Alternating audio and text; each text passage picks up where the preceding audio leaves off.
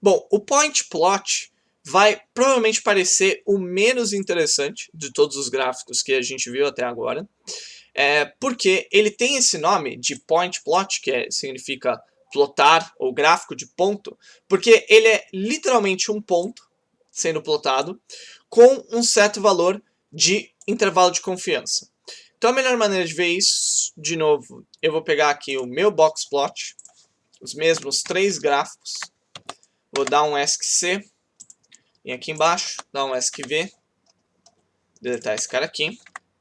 Só que aí, no caso do point plot, não faz o menor sentido a gente querer visualizar esse primeiro cara, porque isso aqui seria um único ponto, né? E aí a única coisa que eu vou trocar aqui, eu vou filtrar o meu ano para ser 2013, 2015, 2017, 2019. E aqui eu vou trocar o valor de x por ano, e aqui eu vou trocar por point plot. E agora o que a gente vai ver? A gente vai observar que cada ano aqui foi representado com um único ponto.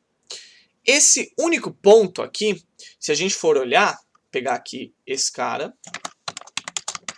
vamos pegar o valor de IDEB aí, e vamos dar não vamos dar um describe, vamos dar um group by ano, tirar aqui o IDEB aí, vamos pegar o IDEB aí aqui, e pegar o valor de média associado ao valor de IDEB aí, e a gente está vendo aqui o valor de 4.85, 5.24, 5.48 e aqui e 5.59, que se a gente for ver, também é muito próximo nesse caso dos valores de mediana, apesar dos valores de mediana terem valores fixos que a gente consegue ver que não são iguais a esse. Então, o point plot, a primeira coisa que ele faz é, ele pega os seus dados e ele consolida os pontos em valor de média pela categoria a qual a gente está associado. Só que se vocês forem bons observadores, vocês vão notar que esses pontos têm uns pequenos tracinhos embaixo deles. E o que são esses pequenos tracinhos? Bom, eles são basicamente os valores de intervalo de confiança. E aí nesse caso, se eu pegar e abrir por TP dependência, colocar aqui o RUI, a gente vai conseguir ver esses valores de intervalo de confiança de maneira mais clara.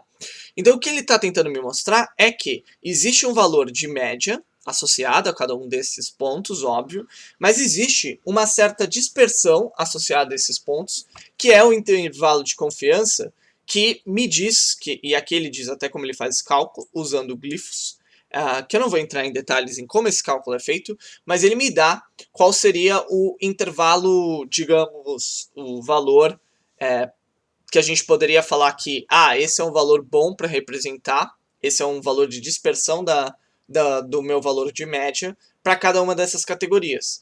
Então a gente consegue ver que para as escolas municipais e estaduais, que existe muitas escolas, né, ele consegue definir um ponto, falar que esse ponto de média tem uma certa confiança nesse valor. Para as escolas federais, que são poucas, ele não consegue ter o mesmo nível de confiança, e por isso ele adiciona essas barras, porque existe uma variação maior com o número de pontos pequenos.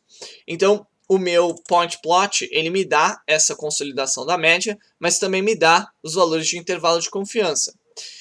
E o point plot, ele também aceita parâmetros, como por exemplo, colocar aqui o parâmetro de Dodge, é um dos parâmetros que ele aceita. Então se eu colocar aqui o Dodge igual a True, vocês quase não vão notar a diferença, exceto que ele jogou os pontinhos aqui um pouco para o lado. Isso seria mais interessante se a gente tivesse, por exemplo, múltiplas categorias, né? E aqui, outra parte interessante do point plot é que eu falei, olha, a estimativa que ele está fazendo é ao redor da média, mas eu posso literalmente falar aqui que o estimator é, por exemplo, a minha mediana, e eu vou colocar aqui np.median, e aí isso vai demorar um pouco mais para rodar, mas ele vai calcular, ele vai fazer a estimativa do point plot, só que dessa vez ao redor da mediana, que aí você vê que o nível de incerteza associado a esses caras aqui aumentou também. E o point plot, eu também consigo fazer alterações nele, clássicas, né? Algumas alterações que a gente gosta de fazer é cap size. Então, vou colocar aqui, por exemplo, o cap size de 0.2. E aí vocês vão ver que ele vai adicionar essas barrinhas aqui, que antes não existiam, né? Então ele adiciona esses traçados aqui para olhar intervalo de confiança como ele seria classicamente visto. E a gente também consegue alterar um outro parâmetro bastante comum, que é o parâmetro de marcadores. Então, por exemplo, se eu quisesse representar as minhas categorias, ao invés de cores, eu colocar aqui marcadores, por exemplo, O, colocar um X, colocar uma estrela, colocar um ponto, não sei se existe um traçado, alguma coisa assim. E aí a gente conseguiria representar, acho que ele não existe o traçado, talvez o ponto ele exista.